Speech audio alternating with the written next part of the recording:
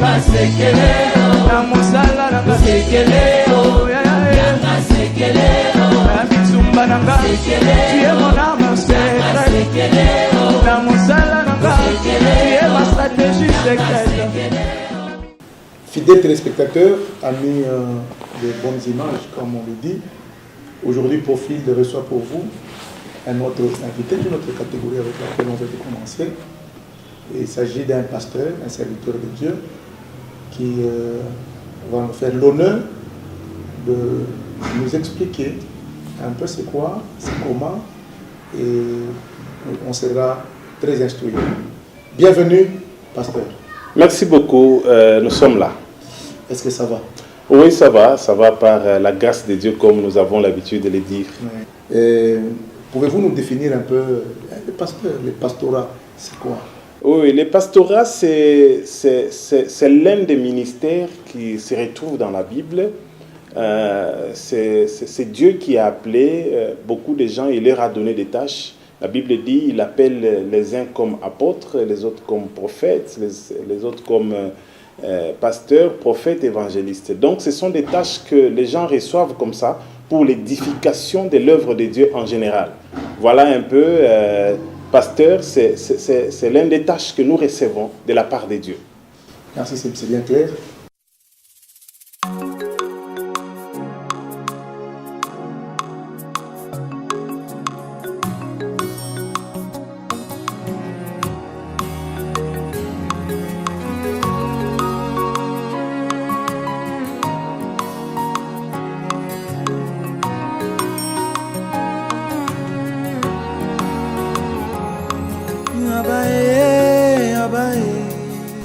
Né à Lubumbashi le 2 juin d'une certaine année, Julien Bonza est fils de Jacques Mukubu et de Marie-Louise Ngoyi.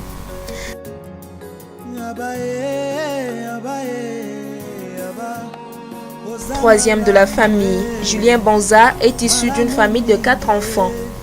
Il débute ses études primaires à l'école Dikudietu à Kananga, ses études humanitaires au petit séminaire de Luebo au Kasaï occidental.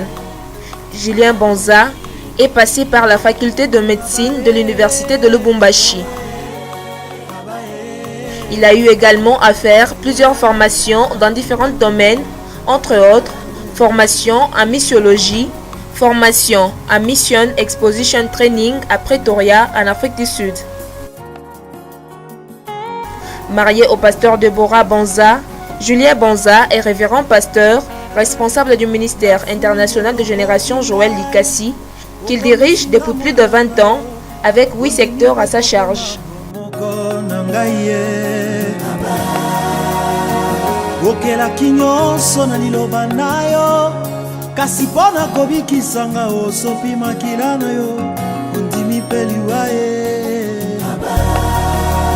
Toujours tu me donnes ce qu'il me faut et enlève-moi le faux. Un commentaire ou peut-être une modification de quelque chose qu'on n'aurait pas dit. Et peut-être qu'on a... C'est quoi la modification? Non, il n'y a pas de modification. C'est vraiment bien moi. Celui que vous venez de me montrer dans les portraits, c'est vraiment bien moi.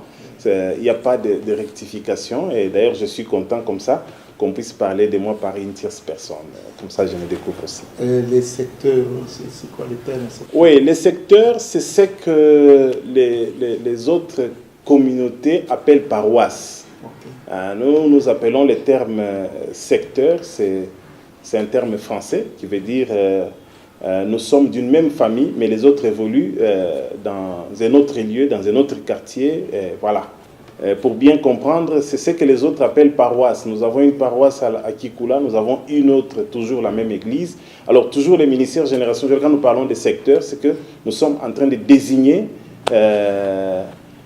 une autre activité du ministère Génération Joël qui évolue quelque part. Voilà. Et vous êtes responsable au niveau de l'ICACI, l'antenne?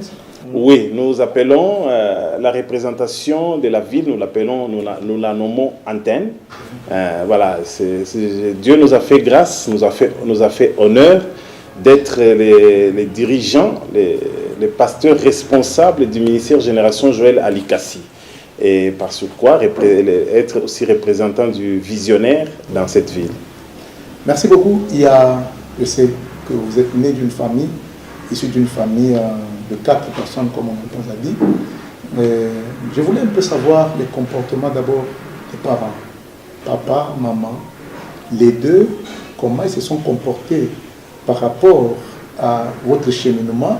Est-ce que leur comportement vous a permis de vous forger? Et ce qui était sévère, qui était un peu, qui amadoué, qui pouvait un peu temporiser? Voilà, je suis très content de parler de mes parents d'abord. Je voudrais dire que je suis issu d'une famille de 4 personnes dont j'occupe la position de la 4e personne. Et par cette position, vous savez, nous sommes en Afrique, par cette position, j'étais chouchouté par tout le monde. Donc, cadet, en tant que tel, j'ai été vraiment chouchouté. Les grands frères voulaient toujours avoir raison de m'avoir protégé. J'étais le protégé de toute la famille et bien entendu des parents. Mais entre les deux parents, notre maman était très sévère par rapport à notre papa. Donc, ils se sont échangés. Au début, c'était le papa qui était sévère. À un moment donné, c'est maman qui est devenue sévère. Mais sinon, avec la main au cœur, j'ai reçu une très bonne éducation. Durant toute ma vie, je crois que je n'ai jamais reçu les qualificatifs de mal éduqué. Jamais. Tout ça, c'est parce que j'ai reçu une très bonne éducation de la part de ces 2 personnes et de toute la famille en général. Les souvenirs que vous avez retenus d'entre les deux, ou de tous les deux, et peut-être que vous gardez, que vous garderez, bon comme mauvais? J'ai toujours des bons souvenirs de ces 2 personnes, en tout cas. Je garde des très, très, très bons souvenirs. Je me rappelle, je vais parler d'abord de ma mère. Lors des dates de pillage que nous avons connues dans ces pays. Moi, j'étais déjà un jeune homme, j'étais déjà un garçon. J'étais au marché. Elle m'avait envoyé quelque part et les balles ont commencé à tirer de partout. J'étais étonné de voir cette dame quitter la maison pour aller me chercher alors que j'étais déjà majeur. Je pouvais courir plus qu'elle. Je me suis rencontré avec elle. Si j'étais pas bien éduqué, j'allais même faire monter les tons sur elle pour dire que non, tu devais rester, c'est moi qui... Tout ça. Alors, c'est un souvenir qui m'arrive chaque fois. Je me rends compte que, en tout cas, elle était une personne qui me protégeait beaucoup. Merci beaucoup. Il y a à l'école. Oui, à l'école primaire, j'ai les souvenirs. L'école primaire, secondaire et universitaire, je peux prendre... Je voudrais d'abord qu'on s'attarde sur les petits séminaires. Oui. Les séminaires, à ce que je sache, oui. Vous êtes pasteur. Oui. C'est pour les catholiques. Oui. Mais aujourd'hui, c'est passé par l'école, par les petits séminaires. Oui. Pour être pasteur aujourd'hui. D'accord. En fait, je crois que peut-être... Je n'avais jamais pensé devenir pasteur un jour dans ma vie. Mais je pensais peut-être devenir prêtre, entre guillemets. Mais les petits séminaires, si je suis parti au petit séminaire, c'est vrai que les petits séminaires, c'est l'école. L'école, comme toutes les autres écoles, il y a des sections, biochimie, pédagogie et tout ça. Mais après les heures de cours, là, nous entrons maintenant dans la formation des gens qu'on préparait pour faire les grands séminaires après les diplômes d'État. Donc, c'est ça les petits séminaires. C'est-à-dire que nous, à partir de 7h jusqu'à 12h45, là, nous étudions comme tous les autres. Mais après, tous les après-midi, nous avons maintenant nos formations où on nous préparait, parce que les petits séminaires préparent les élèves à aller étudier dans les grands séminaires. Donc, moi, j'ai bénéficié de très bonnes formations au petit séminaire. Mais bon, quand j'ai eu mon diplôme d'État, moi-même, je voulais devenir médecin. C'est pour cela que je me rappelle même de la phrase que monsieur l'abbé, notre recteur, m'avait dit. Pourquoi est-ce que tu refuses de soigner l'âme? Tu veux aller soigner le corps? Je me rappelle de ça comme si c'était hier. En fait, je lui avais dit que ça, c'est ce que je veux. Moi, je voulais soigner beaucoup plus le corps que l'âme. Mais aujourd'hui, c'est l'âme à rattraper. Et voilà, je soigne beaucoup plus l'âme que le corps. Je voulais savoir, je pense que vous n'êtes pas né chrétien. Oui. Vous l'êtes après, je pense, une décision, un appel. Oui. Ces choix-là, oui. C'est comment vous avez fait pour vous retrouver pasteur? Oui, pasteur ou chrétien. En tout cas... On commence d'abord chrétien. Oui. Un peu savoir merci beaucoup. Je vais profiter de votre micro pour parler d'une histoire qui me tient beaucoup à cœur et d'une personne que je recherche dans ma conversion. Moi, j'ai suivi le croisade de Reinhard Bonnke, l'évangéliste allemand, en 1985. Quand j'ai suivi cet homme, moi, dans mon paganisme que j'avais, je me disais que non, les jours que cet homme viendra me donner l'évangile, c'est les jours que je vais me convertir. C'était une façon de dire que je ne me convertirai jamais à ces histoires de Alléluia, Amen. Donc, alors que j'attendais Reinhard Bonnke, je me suis retrouvé à l'université de Lubumbashi, à Bingoto, en premier graduat. Bingoto, c'est la salle qui accueillait les premiers graduats de médecine. Nous étions 1500, 2000 personnes là-bas. Mais à des pauses, il y a une sœur, une fille qui venait me voir pour me dire, pardon frère, est-ce qu'on ne peut pas partager? Cette fille n'était pas du genre, les filles que nous on voulait. C'est-à-dire qu'apparemment elle sortait d'une famille modeste. En fait, elle avait toujours les mêmes habillements et tout et tout. Elle me disait, est-ce qu'on veut partager? Je disais que, madame, écoutez, j'ai pas le temps à te donner pour ces histoires. Parce qu'elle avait la petite Bible de Gédéon là. Elle avait toujours ça à main. Elle venait, elle me disait toujours, non, je voulais qu'on partage. J'ai dit, non. Mais à chaque pause, elle revenait toujours. Je voulais qu'on partage. Et je vais lui faire la première honte, alors que j'étais avec les amis et tout. Elle vient, j'ai dit à tous les amis que regardez cette fille qui est en train de me courtiser. Or, ce n'est pas ça ce qu'elle venait chercher chez moi. Et les amis, chacun a pu cracher une phrase contre elle. Elle est partie. Et puis, une autre pause, elle est encore venue. Elle m'a dit, je voudrais qu'on partage. J'ai dit finalement, je dois donner un peu du temps à cette fille qu'on partage. Nous sommes allés là-bas. Elle a sorti le verset qui dit car Dieu a tant aimé le monde qu'il a donné son Fils unique afin que quiconque croit en lui ne périsse point. Et tout, vous connaissez ce verset. Comme ce verset-là, je le connaissais même au petit séminaire, je connaissais. Je lui dis que non, pas ce verset, celui-ci je connais. Je pensais que tu étais venu avec un autre verset que je ne connaissais pas. Si c'est pour partager sur celui-ci, non, il n'y aura pas partage. Je suis parti. Elle est encore revenue. Ces jours-là, je me suis dit que non, je vais l'écouter. Elle sort toujours les mêmes versets et ces jours-là, elle partage avec moi. Je l'ai écoutée, elle m'a dit, elle m'appelait à me convertir. Je lui ai posé la question, mais pourquoi est-ce que tu ne attaques pas tous les autres amis, seulement moi? Elle me dit que non, c'est ton temps. Tu n'as plus encore de temps. Après demain, ça ne sera pas le temps. Demain, je chercherai quelqu'un d'autre, mais aujourd'hui, c'est toi. Et pendant qu'elle parlait, elle a commencé à pleurer. Ça m'a touché. Je lui ai posé la question, mais pourquoi tu pleures, ma soeur? Elle dit que non, je suis très content parce qu'aujourd'hui, tu m'as donné le temps. J'ai regardé combien de temps je me suis battu pour que tu puisses me donner juste ce temps de m'écouter. Comme tu me l'as donné, je suis très contente. C'est fini. Lorsque je suis rentré à la maison, je ne voyais que l'image de cette soeur en train de pleurer. Je ne revoyais que l'image de cette fille qui était en train de pleurer. Et cela a affaibli mon corps et cela a coupé même tout mon orgueil que j'avais. J'ai commencé à donner le temps à tout chrétien qui passait pour qu'il puisse me parler. Mais quelque chose, c'est pour ça que je disais que j'ai profité de votre micro, cette sœur, je ne l'ai jamais revue. Même avant que nous puissions terminer cette année académique, j'ai commencé à la chercher dans l'auditoire, je ne l'ai jamais revue. Jamais de la vie, jusqu'aujourd'hui, je profite de votre micro, comme c'est les médias.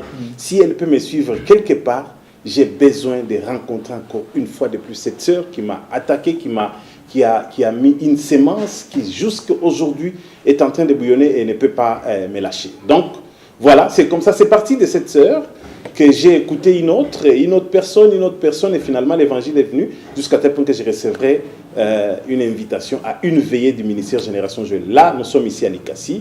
Je viens, je réponds et l'orateur c'était le visionnaire réussi Tsingoï Mandakou que j'ai cherché d'abord à voir à Lubumbashi. Comment?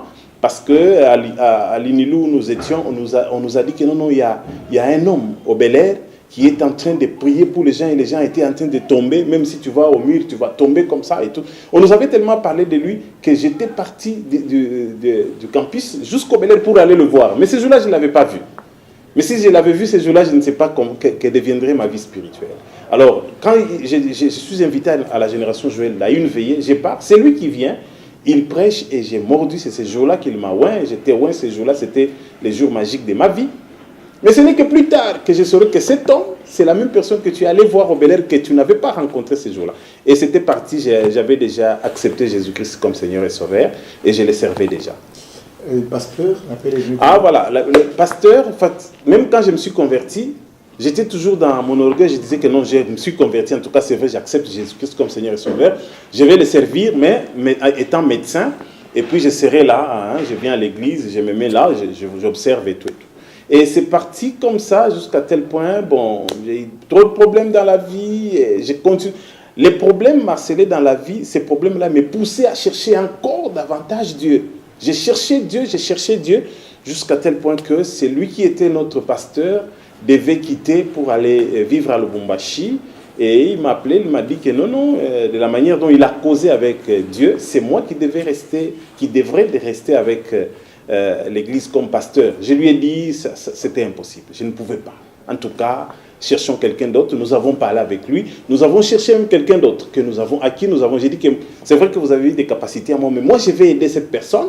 Mais moi, je ne saurais pas. Nous avons mis cet homme-là, il va faire 9 mois. Ça n'allait toujours pas. Il est encore rentré, il a quitté de son voyage pour dire que non, ça ne va pas, c'est toi seulement. Et c'est comme ça que je vais accepter. Je dis que non, voilà. Et voilà, c'est parti jusqu'aujourd'hui. Et ça se passe comment? Ça se passe très bien. Très bien. En tout cas, s'il y a un travail que je devais faire, c'était devenir pasteur. Et il est difficile de commencer quelque chose dans le vide sans avoir un repère. C'est qui votre mentor, peut-être votre modèle sur le plan local, peut-être national et international, que vous vous dites que moi c'était? J'ai un mentor seulement, c'est lui qui m'inspire, d'abord confiance, et c'est lui sur qui je suis en train de fonder tout mon ministère. Je dis que je voudrais copier son modèle, c'est mon pasteur, les visionnaires du ministère Génération Joël, Papa Réussite Ngoy, qui m'a prêché les premiers jours dans cette veillée-là. Le message était intitulé « Oint-le ». Il a prêché, et puis il va arrêter pour dire que non, je sens que ce message, c'était pour une personne, je dois oindre une personne aujourd'hui. Et voilà. Mais quand il appelait les gens pour qui il devait oindre, nous étions à 3, à 4, mais moi, je savais que c'était moi. Et puis même quand il a fini de nous oindre, il a dit que j'ai oint plusieurs personnes, mais en réalité, c'était une seule personne pour qui j'ai voyagé de Lubumbashi jusqu'à Likasi. Et cet homme est devenu mon modèle jusqu'aujourd'hui. Je suis en train vraiment de courir pour faire ce qu'il est en train de faire. Et c'est mon grand conseiller. Et chaque fois que je le rencontre, je reçois beaucoup de choses. Mon modèle, il s'appelle Réussite Ngoy Mandaku, mon pasteur. Et il est celui-là. Sur le plan international, c'est lui. Sur le plan national, c'est lui. Sur le plan local, c'est lui. Et vous estimez peut-être pas encore arrivé. Oui. C'est quoi qui vous retarde? C'est quoi votre défaut que vous, quand vous regardez devant la glace, vous dites je n'aimerais pas que ça me reste une faiblesse. Vous allez vous accuser vous-même. Oui. Je voudrais m'accuser. Je crois même ceux qui nous suivent, mes enfants, ils sauront que c'est la vérité. Je suis un tout petit peu... Donc, mon défaut, c'est aussi ma qualité. J'aime faire des choses très bien. Et cela provoque un défaut en moi. À telle enseigne que si je vois que ce n'est pas fait comme je devais le faire, je pique une petite crise de nervosité. Et puis, bon... Et puis, voilà. Cette petite crise de nervosité que je pique chaque fois que je trouve que... par exemple, mes enfants n'ont pas bien fait les choses comme je l'attendais. Et ça me provoque beaucoup de difficultés dans la façon de vivre avec les gens. Et puis bon, je me bats, mais ça se termine. Auparavant, c'était un peu accru. Maintenant, là, ça se termine petit à petit. Parce que vous avez, comme tous les chrétiens, un ennemi commun. Oui. Qui est le diable, bien sûr. Oui. Mais en dehors, le diable utilise les gens. Oui. Il y a certains coups que vous avez peut-être eu à recevoir. Oui. C'est quoi qui vous fait très mal? Quand vous vous rappelez de ça, vous avez envie de quitter, de laisser ceci. Oui. En tout cas, le travail de pastorat, c'est un bon travail, mais il a un défaut, c'est que nous sommes en train de travailler, nous réunissons les troupes que nous ne payons pas. Il n'y a pas de salaire. C'est-à-dire que ce sont des gens qui peuvent se révolter du jour au lendemain. Ce n'est pas comme dans une entreprise, c'est très différent. Le travail que je suis en train de faire avec un général d'armée qui a des troupes devant lui, ou même un directeur à la JCAMINE. Bon, là, il y a un salaire. Les gens, quand vous le grondez, ils réagissent pas parce que c'est pas parce que vous êtes général, mais c'est parce que peut-être qu'ils voient que si je réagis, on va me chasser, je n'aurai pas mon salaire. C'est ça le grand problème que nous avons avec les troupes que nous dirigeons. Il n'y a pas de salaire, les gens viennent et ils sont là, mais ce qui m'intrigue beaucoup, ce qui me fait trop du mal, c'est de voir les gens sur qui vous ne pouviez pas penser un jour que celui-ci devait me contredire. Il vous contredit. Sur qui vous ne pensez pas que celui-ci peut me combattre. Vous voyez comment il commence à vous combattre. Mais en cause de moi, je sais que même pendant que nous sommes en train de parler avec vous, il y a 2, 3, 4, 5 familles qui parlent de moi. C'est mon travail. Ils parlent de moi en bien, en mal, ça je concède. Mais quand les gens commencent à tisser des choses contre vous, en tout cas, c'est cela qui me fait trop du mal. Mais je suis habitué. Hein. 20 ans plus tard, on est déjà habitué. Et on s'en sort toujours. On a peut-être trop parlé de vous, ou vous avez trop parlé de vous-même. Oui. Est-ce qu'on peut suivre les autres qui vont parler aussi, vous vous reconnaissez dans ces... En fait, le pasteur Julien, pour moi, quand vous dites pasteur, c'est vrai qu'il est pasteur, mais pour moi, c'est un père. C'est un homme très calme, comme vous le voyez. Il est très calme, très doux, très social et compréhensif.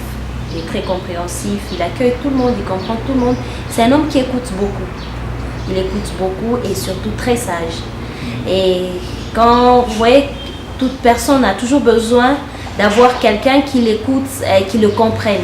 Alors, la plupart des gens trouvent cette personne-là en lui. Oui. Quand quelqu'un a des problèmes, il a besoin des conseils, il a besoin d'être écouté, il a besoin de se dévoiler ou d'ouvrir son cœur. Alors, c'est vraiment la bonne personne à qui on se confie. Et comme je suis à la maison, vous allez voir, nous recevons toutes sortes de personnes. Nous recevons des femmes, des hommes, des grandes personnes et des personnes même plus âgées, des parents, des enfants. En tout cas, c'est vraiment quelqu'un de très bien, de très sage et surtout très à l'écoute. Son défaut le plus remarquable, c'est que c'est un homme très impatient. Ouais. Et quand vous devez sortir, vous êtes en train de traîner, il risque de vous laisser. Et très probable, et ça s'est déjà produit plusieurs fois, il nous laisse et il s'en va parce que nous avons traîné. Il faudrait dire que c'est un homme très impatient et il doit encore travailler sur la patience. Alors mon souhait, c'est que nous vous avons déjà découvert. Je voudrais que d'autres personnes te découvrent également et que la plupart des gens trouvent en toi ce réconfort et cette sagesse qui est vraiment rare de nos jours, pour te dire que tu ailles encore plus loin et que tu élargisses encore le champ des connaissances que tu as. Le pasteur Julien Banza, il est beaucoup pour moi. Je peux dire, il est un frère, il est un père et il est un pasteur pour moi. Chez lui particulièrement, c'est quelqu'un qui nous aide beaucoup plus dans le Seigneur s'il voit quelque chose dans notre marche avec Dieu qui ne va pas. Il est là pour nous conseiller, pour nous remettre dans les bons chemins. Moi, personnellement, il arrive qu'il se fâche, mais pas pour longtemps. Il peut se fâcher, donc il se fâche souvent, et puis il reprend ses esprits. Vous êtes vraiment une bénédiction pour moi, pour ma famille. Je prie le Seigneur qui vous augmente encore le nombre de jours sur cette terre, parce que beaucoup de gens ont besoin de votre soutien, de votre sagesse et de votre intelligence pour marcher et pour rester dans les voies du Seigneur. J'ai connu le pasteur Julien Banza beaucoup plus particulièrement et profondément au ministère Génération Joël. Bon, je ne sais pas, le ministère Génération Joël à son temps, c'était un groupe de jeunes qui priaient Dieu, qui craignaient Dieu, mais qui n'avaient pas été acceptés par beaucoup d'organisations chrétiennes. Mais c'est là que lui, je vais le connaître là-bas. Et c'est un homme qui, à son temps, était convaincu que le ministère Génération Joël, c'était la vérité. Évidemment, tous, on en a entendu des choses, des préjugés sur le ministère Génération Joël, mais eux, ce sont des tenants convaincus et fermes que le ministère Génération Joël, c'est la vérité. Évidemment, aujourd'hui, nul n'est besoin que nous puissions parler du ministère Génération Joël parce que ça a convaincu d'aucuns, comme on dit en français. Ça a convaincu presque tout le monde. Je l'avais surnommé sage. C'était un sage. D'où est venu le nom de Mouzé. Quelqu'un qui pouvait vous donner un conseil digne. Moi, à son temps, je pouvais le comparer un peu à Achitophel. Achitophel qui était le conseiller de David. À son temps, il n'était pas encore les responsables de la ville de Likasi. Il était frère, ou il était parmi les dirigeants. Mais le berger, c'était le pasteur Caleb. Mais Mouzé Julien, c'était un homme au sage conseil. Peut-être qu'il a subi quelques modifications, mais je crois que je garde de lui de bons souvenirs. Et les pasteurs Julien, aujourd'hui, comprennent une chose. Je sais que même lui peut se rappeler que beaucoup de gens pouvaient se confier à lui. Ou que pasteur, les gens pouvaient beaucoup se confier à toi. À son temps, tu pouvais traîner une foule de gens qui voulaient t'écouter, qui voulaient entendre tes conseils. Ne perds jamais ce facteur, parce que moi aussi, ça m'avait vraiment passionné. Si c'est un facteur qui a connu des perturbations, je voudrais que tu puisses encore avoir cette qualité. N'éloigne jamais personne, réunis tout le monde. À cause de tes conseils, je pense que c'est ce qui fait ta force. Je l'ai connu effectivement il y a de cela plus de 10 ans, voire même une quinzaine d'années, plus d'une quinzaine d'années, que je l'avais rencontré dans une action qui était organisée à Binamé. Dans le compte du ministère. Dans le compte des ministères Génération Joël. C'est quelqu'un qui m'avait marqué, d'abord par la toute première impression qu'il avait montrée. Au fait, c'est quelqu'un avec qui je n'étais pas habitué. J'étais orateur dans cette action, mais par sa façon de me présenter, on dirait que c'est comme si on vivait quotidiennement avec lui. Alors c'est quelqu'un qui m'avait beaucoup marqué et qui m'avait fait énormément du bien dès la première impression. Ce que j'aime chez lui, c'est son sens-là de réconcilier les gens. Et je pense que c'est la grande mission même qu'il a au sein des ministères Génération Joël. Il est des fois que le visionnaire l'envoie dans... le mot que je pourrais dire au pasteur Julien Banza... Vous l'appelez, c'est à lui que vous parlez. Ah, c'est à lui que je parle. Oui. Ok. Pasteur Julien Banza, vraiment vous êtes un père. Et je pense que vous devrez continuer toujours dans cette même lignée, dans cette même optique. Parce qu'il y a beaucoup de gens qui attendent vraiment, qui attendent de vous des grandes choses. Les ministères Génération Joël de Likasi ont amplement besoin de vous. Et nous voudrions que le Seigneur Jésus puisse vous remplir de cette grâce, qu'il ajoute encore une onction débordante sur vous, afin que vous puissiez très bien accomplir la mission que Dieu vous a confiée. Que Dieu vous bénisse abondamment. C'est un très bon mari, ouais. J'ai toujours dit, la Bible dit que fais de l'Éternel tes délices et il te donnera ce que ton cœur désire. Quand je regarde le pasteur Julien, je me rends compte que Dieu m'a donné ce que mon cœur désirait. Alors, c'est un bon mari, c'est vrai que l'homme n'est pas parfait, c'est un homme responsable et je peux dire que je suis heureuse. C'est un chrétien, c'est un homme de Dieu, parce que si la première personne qui doit témoigner ce qu'il est, c'est moi. Okay. Je vis avec lui, je me rends compte que c'est un homme de Dieu, c'est un chrétien. À part être mon mari, c'est un bon pasteur, un bon berger qui sait paître ses troupeaux. Au fait, le pasteur Julien n'aime pas le mensonge. Ok. Ouais. Quand vous mentez, il se fâche. D'accord. Ouais, il se fâche. Il aime bien lui dire la vérité. C'est un homme qui écoute beaucoup. Ouais, il écoute beaucoup.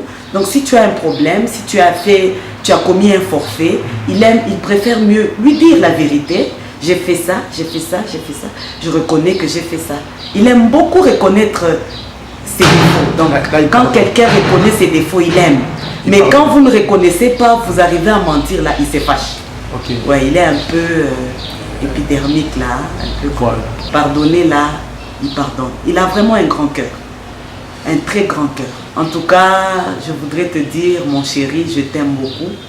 Tu es vraiment un bon mari pour moi, une bénédiction pour moi et une bénédiction pour le peuple de Dieu et les enfants de la génération Joël. Je t'aime. Bien, pasteur. Un peu émouvant. Oui. Vous avez un commentaire sur ce que les gens ont dit, mais j'ai retenu comme quelque chose un peu colérique. C'est comment? En tout cas, d'abord, je vous dis merci. J'ai dit merci à cette émission. C'est très émouvant. Je suis très, très touché. Je fête mon anniversaire dans quelques jours, au début du mois de juin. Mais ça, c'est le plus joli cadeau d'anniversaire que cette émission m'offre, que Hero TV est en train de m'offrir, parce que voir toutes ces personnes parler comme ça de moi, et bon, en fait, je vous dis, parce que les gens parlent souvent comme ça quand quelqu'un est déjà décédé, mais les écouter comme ça, c'est une faveur que vous me faites, une faveur inouïe. Je vous dis d'abord merci. Mais je suis très, très touché de les entendre. Merci beaucoup pour les mots que je viens d'écouter. Voilà, vous me parlez de... Je suis vraiment un peu touché positivement. Vous allez... Je voulais savoir, c'est quoi votre secret? Oui, d'abord, pour revenir à ce qu'ils ont dit sur mes tempéraments, je crois que même moi-même, quand j'ai parlé de moi-même, j'ai parlé aussi que je me fâchais un peu. C'est vrai qu'ils en parlent. Bon, il y a un mot qui est revenu de la bouche de tout le monde, c'est que sage. Finalement, je découvre que les gens sont en train d'apprécier une certaine sagesse. En tout cas, j'ai dit merci au pasteur Nonon. J'ai dit merci aussi à l'homme de Dieu, Maître Sam Swan-Mourich. J'ai dit merci à ma fille Fanny, à Nana, et ainsi qu'à mon épouse, maman pasteur Déborah. Je vous dis merci pour tout ce que vous venez de dire sur moi. Cela me va tout droit au cœur. Pour parler de mon secret de la longévité dans l'œuvre de Dieu, c'est la sanctification. Donc c'est ce qui, pour moi, fait que je puisse tenir, que je puisse résister et que je puisse foncer jusque là où nous sommes. Et je travaillerai à jamais sur ma sanctification pour que je puisse encore être debout dans l'œuvre de Dieu pendant le plus longtemps que possible. Vous avez quand même des perspectives d'avenir. Oui, nous avons beaucoup de perspectives d'avenir. Ce que je voudrais que la génération Joël puisse encore piluler dans la vie de l'ICACI, que la génération Joël puisse atteindre les milieux là où nous ne sommes pas encore arrivés. Je crois que nous sommes dans tous les 4 communes, mais même il y a certaines communes qui sont plus vastes que les autres. Nous voulons aller partout, dans tous les coins et recoins. Tant que la génération Joël n'a pas encore atteint tous les recoins de la vie de l'ICACI, je rêve de construire dans cette vie de l'ICACI un grand temple pour le ministère Génération Joël, qui va faire la fierté, pas seulement de la génération Joël, mais même de la vie de l'ICACI. J'y arriverai avec le Seigneur. Vous avez tout dit. Sinon, je suis très, très touché de ces personnes qui ont parlé sur moi. Je suis encore sous l'émotion. Je ne sais pas si je peux me retrouver même s'il y avait une question. Peut-être que si vous m'aviez posé cette question avant de voir ces gens parler, j'allais avoir, mais en tout cas, tout est dit. Est-ce que vous avez un mot de la fin avant qu'on puisse appeler? Le mot de la fin que j'ai, c'est que je voudrais parler à la jeune génération qui est en train de venir dans l'œuvre de Dieu, pas seulement au ministère Génération Joël. Faites de votre mieux pour servir le Seigneur, mais soyez très patients. Travaillez votre sanctification pour y arriver. Ne soyez pas pressés de courir derrière les appellations pasteur, prophète, big prophète, archibishop, prophète et tout ça. Je crois que tout ça ne sert à rien. Je suis un exemple, malgré tout ce que je peux avoir comme titre aujourd'hui, mais tout le monde m'appelle Mzé et ça me suffit comme ça. Et ça me permet d'être très cool et de bien servir le Seigneur. Que Dieu vous bénisse. Pouvez-vous dire un mot pour bénir cette émission? En tout cas, c'est une très bonne émission, très très bonne. J'ai déjà suivi certaines autres émissions, mais en étant moi-même dans l'émission, je me rends compte que c'est une émission à qui je souhaite d'abord longue vie. Mais je voudrais peut-être, pour les mots de bénédiction, moi je voudrais prier tout simplement pour cette émission et pour les présentateurs, et prier et bénir aussi la chaîne. Amen. Ça n'est fini là. Pour aujourd'hui, nous avons reçu un homme de Dieu qui nous a fait l'honneur de pénétrer un peu dans sa profondeur, dans son secret. Et nous vous attendons aussi. Il ne nous reste qu'à vous dire au revoir et à la prochaine. Quant à nous, merci, pasteur. Merci beaucoup. Et à la prochaine. Merci. Tu es